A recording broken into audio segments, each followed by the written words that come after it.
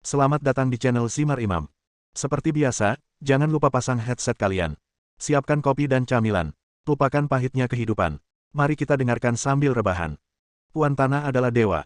Bab 1365. Ketika Lao Gui mencapai momen kritis untuk menerobos alam spiritual, dia merasa bahwa dia tidak dapat menahan baptisan guntur. Ketika dia tiba-tiba melihat seseorang mendekat, dia tidak bisa menahan perasaan marah menerobos jika seseorang mengganggunya. Tepat ketika kura-kura tua itu merasa kesal, dia melihat orang itu terbang dan langsung menuju ke guntur di langit, dan dia menjadi bingung lagi. Segera setelah itu, sebagian besar petir yang seharusnya mengenai kura-kura tua itu dialihkan oleh lawannya. Kura-kura tua itu, yang perlahan-lahan menjadi tenang, melihat dengan jelas bahwa orang yang mengalihkan guntur itu adalah Lian, dan menyadari bahwa itu adalah Lian. Lian yang membantunya menerobos. Suasana hatinya terus berfluktuasi dalam waktu singkat. Entah kenapa, Lao Gui memiliki kekuatan ekstra di tubuhnya. Awalnya, kura-kura tua itu hanya tinggal selangkah lagi untuk memasuki alam spiritual. Setelah dirangsang secara emosional, benang ini diputus dan digabungkan, dan dia langsung memasuki alam spiritual. Kekuatan yang melonjak-melonjak ke seluruh tubuh kura-kura tua itu, dan luka di tubuhnya yang semula terkena guntur dipulihkan, dan dia tampak jauh lebih muda. Pria yang kuat di alam spiritual. Daler, yang mengejar Lian ke sini, terkejut, lalu mendengus jijik. Dia baru saja melangkah ke alam spiritual, apa hebatnya itu? Penghinaan berubah menjadi penghinaan, Daler merasakan ketakutan yang tak dapat dijelaskan jauh di dalam hatinya. Dia meninggalkan keinginannya untuk membunuh Lian, dan malah menjadi penuh dengan niat membunuh terhadap Lao Gui. Setelah ragu-ragu sejenak, Daler menembakkan seberkas energi ke arah kura-kura tua itu, berharap untuk membunuhnya ketika dia baru saja memasuki alam spiritual dan budidayanya tidak stabil. Ledakan. Lingkaran cahaya terpancar dari tubuh kura-kura tua itu, menghalangi pancaran energi Daler. Meskipun Daler tidak menggunakan seluruh kekuatannya sekarang, dia masih bertindak dengan kekuatan nyata. Dia berpikir bahwa membunuh alam spiritual tingkat pertama akan menjadi tugas yang mudah, tetapi dia tidak menyangka bahwa dia bahkan tidak melukainya. Bulu lawan. Tidak apa-apa jika dia tidak mengambil tindakan. Sekarang dia telah mengambil tindakan, tidak ada alasan untuk berhenti. Daler mengira jaraknya terlalu jauh, jadi dia terbang dan mendarat tepat di depan kura-kura tua itu. Energi melonjak dari keenam tangan kanannya dan mengembun menjadi pisau, tombak, tongkat, kapak, del, dan dia menyapa si tua. Kura-kura satu demi satu. Ding ding ding ding ding. Setelah ledakan suara, wajah Daler menjadi sedikit pucat, dan serangannya tidak berpengaruh sama sekali. Apakah kura-kura tua di depan saya ini benar-benar baru berada di tahap awal alam spiritual tingkat pertama? Daler memiliki tingkat kultivasi di puncak alam spiritual tingkat pertama. Dia telah mencoba hampir semua metodenya, tetapi dia bahkan tidak dapat menyentuh bulu kura-kura tua itu, yang membuatnya semakin ketakutan. Kenapa repot-repot dengan monster ini? Bunuh saja anak itu dan pergi. Daler bergumam di dalam hatinya dan mulai menyesal telah mengambil tindakan terhadap Lao Gui. Apa yang tidak dia ketahui adalah bahwa kura-kura tua itu secara alami pandai bertahan. Dalam hal metode serangan, dia mungkin jauh lebih rendah daripada Daler, tetapi dalam hal keterampilan bertahan, bahkan ahli alam spiritual tingkat kedua akan menemukannya. Sulit untuk menyakitinya. Kekuatan jatuh di tubuh kura-kura tua itu berangsur-angsur kembali ke tingkat stabil. Saat matanya tertuju pada Daler, dia bisa membekukan seseorang sampai mati. Penuh dengan niat membunuh, dia tiba-tiba mengambil langkah maju dan bergegas menuju Daler. Darel dengan cepat mundur karena terkejut, sosoknya melayang di udara, wajahnya menjadi gelap, lalu kepala kecil di lehernya membuka mulutnya dan meniupkan aliran angin yang menyeramkan. Ini adalah metode penyelamatan nyawa Daler. Dia telah menggunakan trik ini untuk menyelamatkan dirinya sendiri ketika dia dikelilingi oleh naga api sebelumnya, tapi dia tidak akan menggunakannya dengan mudah.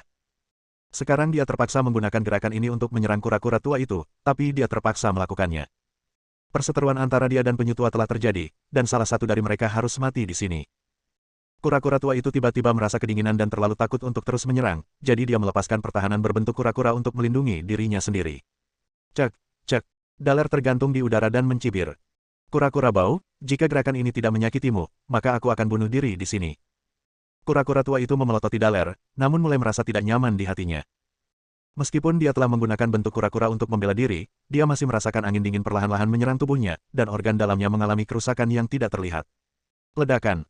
Ketika Dalir bangga dan Lao Gui gelisah, tiba-tiba guntur turun dari langit dan menghantam tempat kejadian. Daler belum pernah mengalami bencana guntur, jadi ketika dia melihat guntur datang, dia secara alami ketakutan dan mundur secara naluriah. Terjadi ledakan yang keras. Guntur langit menghantam tanah, debu beterbangan kemana-mana, dan angin gelap yang ditiup Daler sebelumnya juga ikut terhempas. Kura-kura tua itu merasa lega. Setelah Daler menstabilkan tubuhnya, dia mendongak dan menyadari bahwa guntur tadi bukanlah suatu kebetulan. Saya melihat seseorang berdiri di tempat yang padat guntur, memegang busur dan anak panah seperti dewa. Lianlah yang membantu kura-kura tua itu menarik guntur dari langit, dan guntur tadi diarahkan oleh Lian dengan guntur itu. Anak panah. Nak, apakah kamu mencari kematian? Daler meraung marah, mengalihkan perhatiannya dari kura-kura tua itu ke Lian lagi, terbang dan menyerang Lian. Lian mencibir sambil memegang busur petir yang terus-menerus menyerap energi petir. Dia tidak perlu memasang anak panah. Dia hanya perlu menarik busur dan menembak. Guntur yang baru saja mendekati busur petir akan berubah arah dan serang Daler. Dalam kepanikan, Daler hanya bisa memilih untuk menghindarinya, sementara Lian menarik busur satu demi satu untuk memicu guntur, mencegah Daler mendekat. Sangat disayangkan setelah Lao Gui menerobos ke alam spiritual, guntur langit secara bertahap menghilang, dan guntur langit yang dapat digunakan Lian semakin sedikit. Daler baru saja menyerang kura-kura tua itu tetapi gagal, dan sekarang dia kempes di depan Lian. Dia merasa tertekan dan tidak nyaman, dan wajahnya menjadi sakit. Di saat yang sama, ekspresi kepala kecil di leher Daler menjadi garang. Semakin garang wajah di kepala kecil, semakin sakit dan ketakutan wajah di kepala besar. Tidak, aku bisa melakukannya, percayalah. Beri aku kesempatan lagi, aku pasti akan membunuh anak itu. Kepala besar Darel tiba-tiba membuka mulutnya dan berteriak. Dengan siapa orang ini berbicara, kepala kecil itu? Mengapa ia harus takut? Tidak peduli kenapa kepala besar Daler tiba-tiba begitu ketakutan, Lian yang menyaksikan adegan ini menduga sesuatu yang buruk akan terjadi. Saudara Turtle, temukan cara untuk membunuh anjing asing ini, kalau tidak kita tidak akan punya kesempatan. Lian meraung keras, dan pada saat yang sama meletakkan panah petir di haluan dan menembakkannya. Menggunakan panah petir sebagai pemicunya, puluhan guntur langit menghantam Daler pada saat yang bersamaan. Kepala kecil di leher Darel tertawa galak, lalu membuka mulutnya dan memuntahkan aliran gas hitam. Setelah panah petir menyentuh gas hitam itu, ia berhenti di udara, dan guntur langit yang mengikuti di belakangnya mengeluarkan semburan hitam gas. Suara seperti rangkaian petasan menghilang ke dalam ketiadaan. Trik macam apa ini, begitu ampuh. Lian diam-diam terkejut dan menemukan bahwa kultivasi Daler tampaknya telah meningkat pesat. Kura-kura tua itu tidak pandai menyerang, tetapi setelah mendengar instruksi Lian, dia masih membentuk kura-kura roh di udara, dan kura-kura roh itu menyerang Daler. Daler sedang merespon panah petir tersebut ketika ia secara tidak sengaja terkena kura-kura, menyebabkan dia terhuyung dan hampir jatuh dari udara. Kalian semua harus mati. Kepala kecil Darel membuka mulutnya dan berteriak, suaranya terdengar seperti angin yang berhembus. Bab 1366. Retak. Kedengarannya seperti suara batang korek api dipatahkan. Kepala besar Dal tiba-tiba tenggelam, sementara kepala kecil di samping lehernya berdiri. Kemudian, kepala kecil berangsur-angsur membesar, sedangkan kepala besar berangsur-angsur mengecil. Selama proses ini, wajah kepala kecil menjadi semakin ganas, seolah-olah dirasuki roh jahat, sedangkan wajah kepala besar menjadi semakin menakutkan tidak bisa terdengar sama sekali. Pada akhirnya kepala kecil itu menjadi seukuran kepala normal, namun kepala besar menyusut namun tidak berhenti diserap seluruhnya oleh kepala besar seperti larutan nutrisi. Hal serupa terjadi di bagian lain Darel. 4 dari 6 lengannya telah diserap oleh 2 lengan lainnya, dan 2 dari 4 kakinya tersisa. Setelah perubahan ini, Daler terlihat tidak berbeda dari orang normal, kecuali 2 pecahan manik ajaib tambahan di dahinya. Daler tampak seperti telah menyelesaikan evolusi, dan tingkat kultivasinya telah melonjak. Lian melihat bahwa Daler belum sepenuhnya menyerap kekuatan bagian tubuh lainnya, dan sekarang hanya berjarak sehelai rambut dari alam spiritual tingkat kedua. Panggilan. Phoenix api merah terbang keluar dari telapak tangan Lian. Dia awalnya berencana untuk melewati udara hitam di udara yang menghalangi panah guntur, tetapi dia tidak menyangka bahwa massa hitam itu tampaknya memiliki spiritualitas dan benar-benar bergerak sendiri untuk memblokirnya. Phoenix api merah sebelumnya. Ledakan. Benturan api dan gas seperti mengalami pembakaran organik, dan dengan ledakan, api melesat ke angkasa. Alis Lian menegang, dan dia menyadari bahwa api merah Liefeng mulai menjadi tidak stabil di bawah pengaruh gas hitam. Jika bukan karena menelan api suci pemurnian yin dan roh api satu demi satu, hanya dengan gerakan ini, api merah Liefeng mungkin akan hilang selamanya. Cek, cek. Daler tertawa aneh, ekspresi bangga muncul di wajahnya yang garang, saat dia hendak mengatakan sesuatu, ekspresinya tiba-tiba berubah dan tubuhnya tiba-tiba bergerak ke samping. Panggilan. Bola api melewati Daler. Memurnikan api suci yin.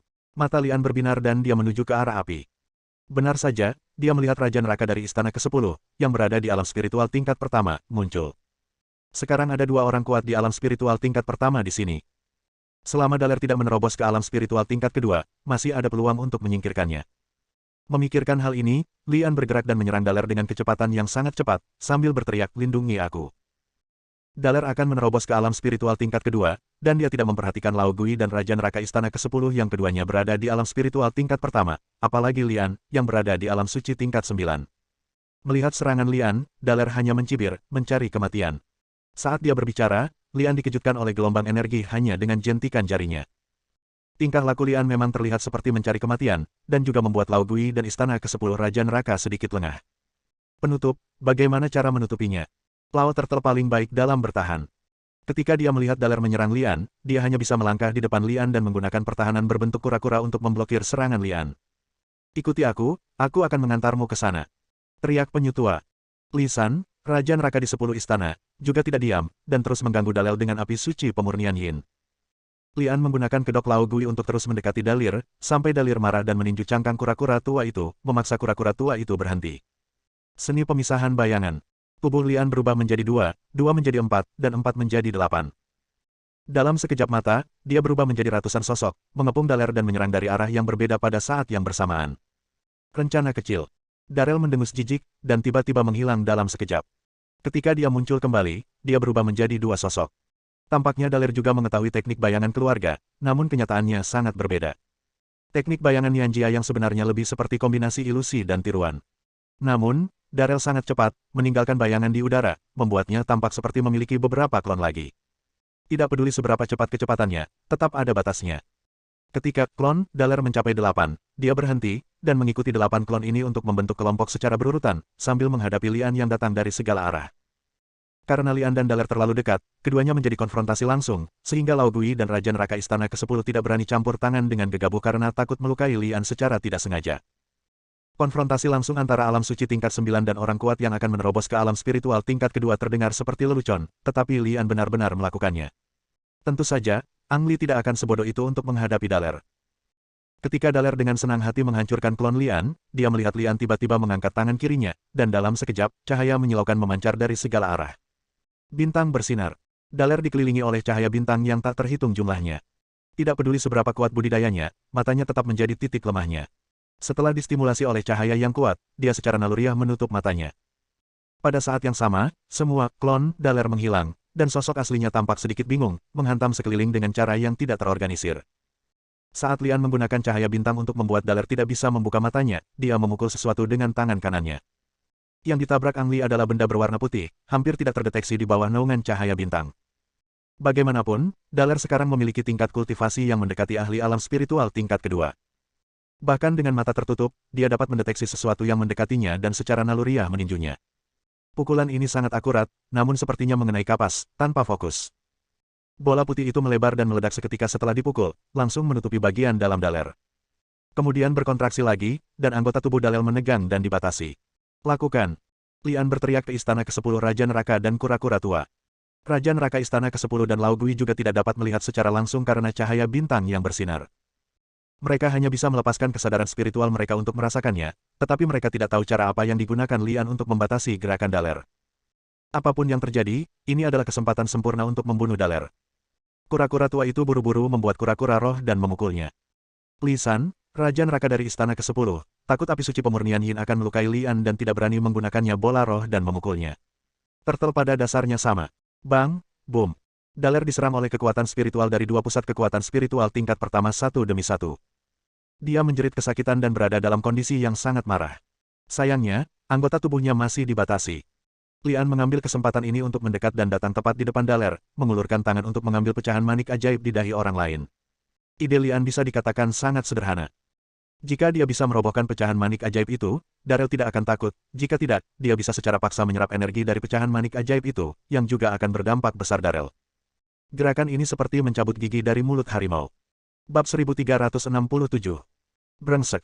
Teriak Daler, dan seluruh aura spiritualnya meletus. Dalam sekejap, Lian merasa seolah-olah berada di tengah angin kencang dan ombak besar, dan aura kuat itu seperti penggiling daging yang akan menghancurkan tubuhnya menjadi beberapa bagian.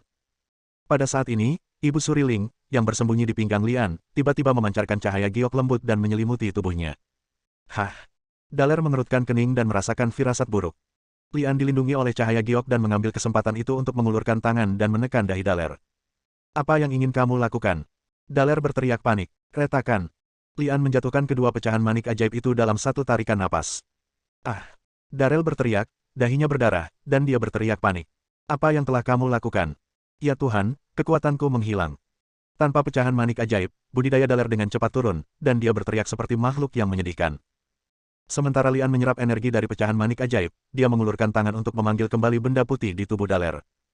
Benda berwarna putih yang jatuh ke tangan Lian ternyata adalah bola sutra laba-laba, yang diubah menjadi sutra laba-laba yang dipintal oleh laba-laba pemakan emas. Ini pertama kalinya Lian menggunakan benda tersebut, namun memainkan peran yang kuat di sini. Apa yang kamu lakukan? Mengapa kekuatanku hilang? Kembalikan padaku, segera kembalikan padaku. Tolong, kembalikan benda itu padaku, aku butuh kekuatan. Lian, kamu baik-baik saja. Lisan melangkah maju dan bertanya. Lian melirik Daler dan berkata, aku serahkan orang ini padamu. Aku akan pergi ke alam rahasia Tianzu untuk melihatnya. Dia pergi dengan tergesa-gesa sebelum dia selesai berbicara. Hei, pecahan manik ajaib. Lisan berseru dengan tergesa-gesa. Lian mengatakan itu adalah dunia rahasia Yun Tianzu, tapi sebenarnya dia hanya menggunakannya untuk melarikan diri. Dia tidak ingin Lisan melihatnya menyerap energi dari pecahan manik ajaib. Tidak masalah bahkan jika Lisan berhasil mencapai alam rahasia Tianzu, energi dari pecahan manik ajaib akan diserap oleh Lian saat itu. Dua pecahan manik ajaib membantu Lian meningkatkan tingkat kultivasinya, tetapi dia masih gagal menembus alam suci. Kunlun memiliki peluang yang tidak ada habisnya. Selanjutnya, Ang Li dihadapkan pada dua pilihan, haruskah ia tetap di Kunlun atau pergi? Kerusakan di Tianzu menjadi semakin parah.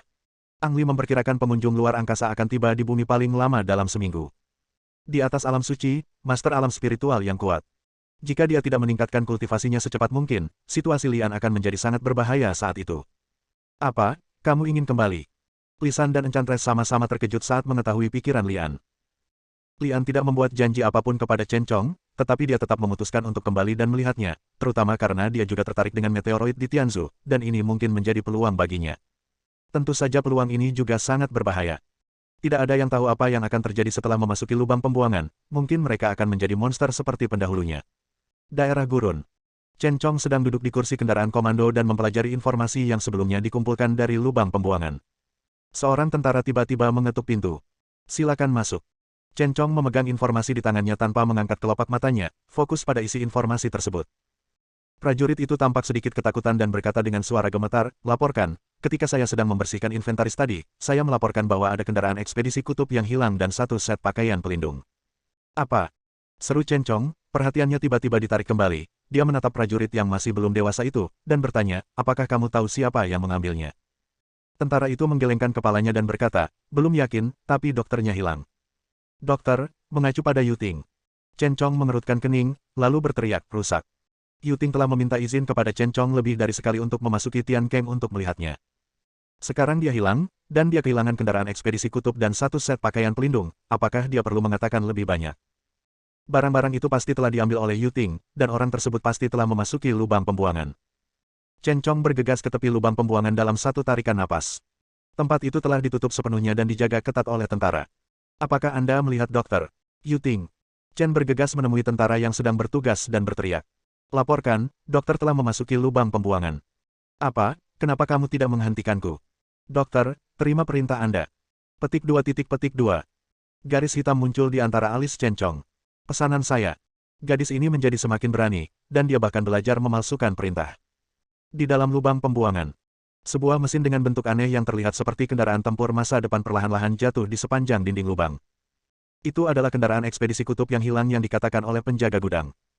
Yuting yang berada di dalam kendaraan ekspedisi kutub mengenakan pakaian pelindung berat yang mirip dengan pakaian luar angkasa.